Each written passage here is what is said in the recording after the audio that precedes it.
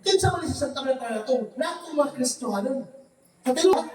Ang tinuod na Kristohanon nag-ila sa inahan sa itong Ginoo. Dili pwede kami kag gihigutos. Pero di na ko higugbaon yung inahan. Pwede na na. Abang mga lalaki na naman. Katong, nangulitaw ko mo siya asawa. Ngayon yan mga, gihigugma ka na ko. Pero inahan, di na ko higugbaon. Dawatong ka ka sa binikanan. So bakit still na?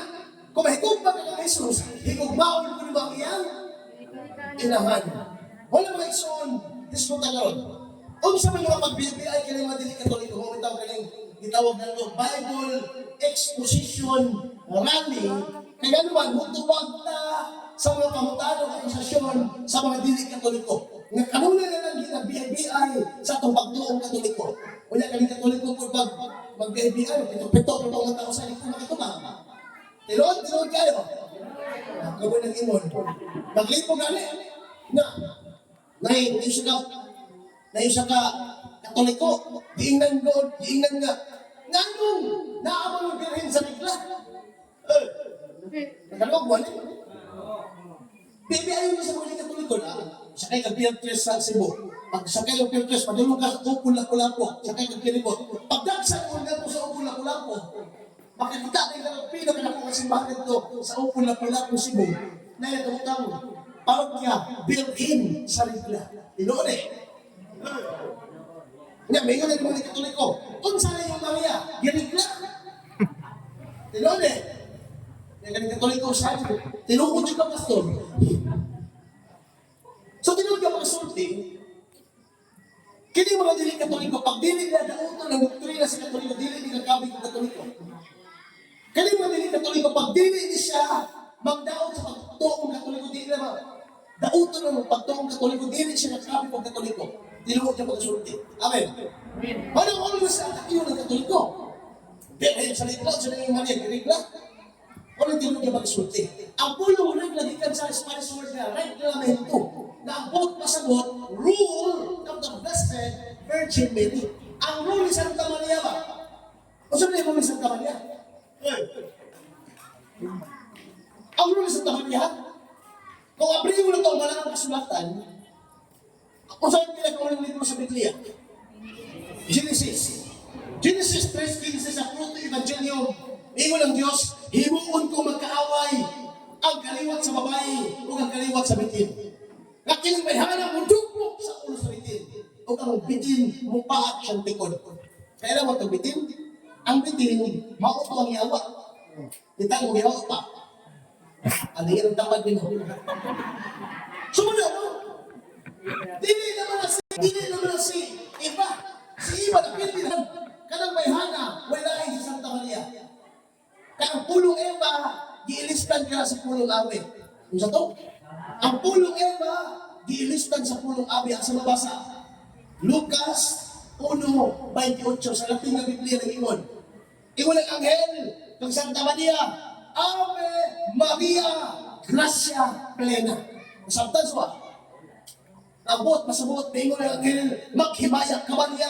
Puno ka sa grasya, ang Ginoo, ang kalimo. Sabot, pasabot, sa Old Testament palanggaan, ang babae ang bitin, ang kaliwat sa babae, ang kaliwat sa bitin, kontra na.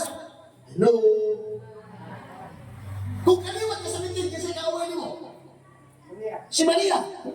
Kung kaaway ka sa babae, kasi kaaway mo. Kaya sa may pangaway ng Santa Maria.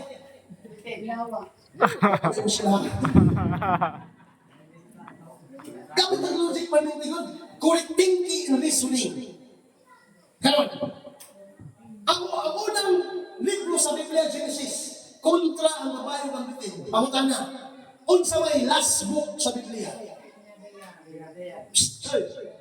Unsa yung ganit ng Katoliko, pito-pito. Unsa ganit? Ano problema? Pinag na yan. Ang first book sa Bible, Genesis, kontra ang babae ng bitin. Karon, sa last book sa Bible, ang yawa o ang babae kontra ng Apol. Asa mabasa? Pinadayan, 12:17. Atong basahon, ang wala ang kasulatan. Ito yung mabasa. Pinadayan, 12:17. 12, 17. Sige raw. Pusi di City, pinaptik. Basa. Okay, basa. Oh, yeah.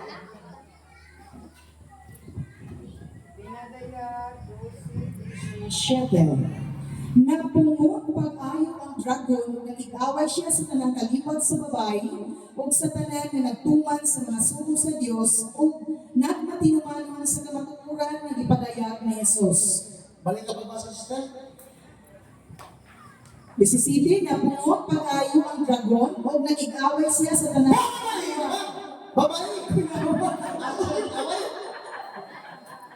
Balik ka ha! Napungot pag-ayo ang dragon. Pangutana. Kinsa man tong dragon? Hey! Kaya sa pulo, kinsa man tong dragon? Ayaw! Kinsa yung kaway? Ang babae, kinsa man ang kabayana? Atong balikon, pagbasa sa versikulo 1. Nagtawa ninyo ha? Bisan sa langit, nakikaway ang babae dragon. Kinsa lang ang babae? Versikulo 1. Versikulo. Unya nagpakita mo sa kadakong tinimanon dito sa langit. Usa ka babae nga nagbistig adlaw sa nagtunog sa bulan o gikurunahan siya. Gikunado? Dusi. 12 kapituon. Karon, si Maria ang ikunag ko sa kapituon ng tulog sa buwan. Pangutana, ang iyang ito, ang mikunta na yung dragon. Diba niya? Sa first book sa Bible, kung sa ganito, Genesis. pinakaunang libro sa Biblia, kontra na ang babae ang Bitin. sa una, sa Genesis, ang yawa, gitawag ng bitin. Ano mo, gamay pa man. Diba? Gamay pa ang bitin. Kisa kitong yawa? Sumulikod. Ang yawa, bitin pa sa Old Testament. Pag-abot sa Revelation, dragon. Kabantay ka, ang yawa yun, kontrahan niya ang babae. Kaya kapakutan na. Kasi Maria man, ang babae niya, ang isutan. Kung kontra kay Maria, ay ang ginagawa ni Kristo. Malikod ko ha? Si Kristo, iyang kauban si Maria. Tinoon eh. Alisod po kaya inahan ko niya si Maria. Kung anak mo na si Jesus, kauban nila sila. Dili po pwede nga si Kristo kauban sa yawa. Tinoon eh. Dili po pwede nga ang yawa kauban ni Maria. Kontra ganit sila. Bukod pasunod kayo yung duwa kakaliwatan, nga mayroon ng Diyos, himuon kong magkaaway ang duwa kakaliwatan, kaliwat sa babae, kaliwat sa bitin. Ikaw babae, mudugbok sa ulo sa bitin. Kasi ang dugbokon, bitin nga mo ang yawa. O ang yawa, o paak sa likod. Bukod pasunod ang babae, bitin kontra ng daan. Karon, kung ikaw kontra ni Santa Maria, kung ikaw batok ng Santa Maria, kung ikaw allergy ni Santa Maria, kasi kaumali mo. Ang yawa! Amen. Ano kinuha niya mag-isulti? Karon, kapag kapantay ka, karang di pangyawaan ba? Hey, isa may pangyawaan na talaga.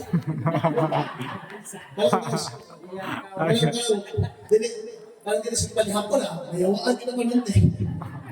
Karang niyawaan, bitaw, kapantay ka. Kani, may permission from deliverance. Karang hindi pagyawaan, hadlok din na kumakusaryo ka. Amen. Ako yung experience ko na gato sa Taguig City. Ngayon sa deliverance team nito, yung pangalan sa mga Windel Talibog. Sa ilang ka, gideliverance yung mga ikson. Kinsa may deliverance niya, kaabang. Kaabang na po. Kung sa tuwag kaabang, ganto, ay maghabag dire. Kung sa puling kaabang siya, mabaglo, wala usahay. Amen. Kahabang yung natigis na ganto, ay what? Bisan sila nag-lead sa kasaulugan, sila po nagkukay mga habak mo. Dito, ginilimirans, karon. Pag ginilimirans mga itso, nariak mo ito, kaabang ng katikista. Ang pinakakusog yung itong katikista, kaya nagkukay mga nagulog, ito na ito nga, habak na eh, butilya, mahal kayo. Kaya sabihin ito mga itso, nagkilig-kilig itong katikista na nagkukay habak. Pwede, ginilimirans karon. Kini din ginawaan, musulti din yung I love you Jesus. Makalintog din sa pulong I love you Jesus. Pag-iyon sa maong itawag na ito na deliverance. I love you Jesus. Itong ginawaan na katikista din yun, I love you Jesus. I love you, Jesus. Makalitok din, I love Jesus. Pero pag iyon sa itong tawag nato nga, deliverance na, I love you, Mama Mary. Di na kalitok, siya kalitok niya. I love you, brother. I love you, brother. I love you, kalitok. Ug Maria. Kabantay ka. Pag naay mga sugat na itong Espiritu, dili mo na ko yung bubugtong na gitawag na itong deliverance prayer ng Holy Rosary. Kaya grabe na katahol-pol mga igsoon. Amen. Ano man, ang yawa hanggang ko Santa Maria. Kaya kapag di mo kumado ka Santa Maria, kabayugan niya sa nagtuuban.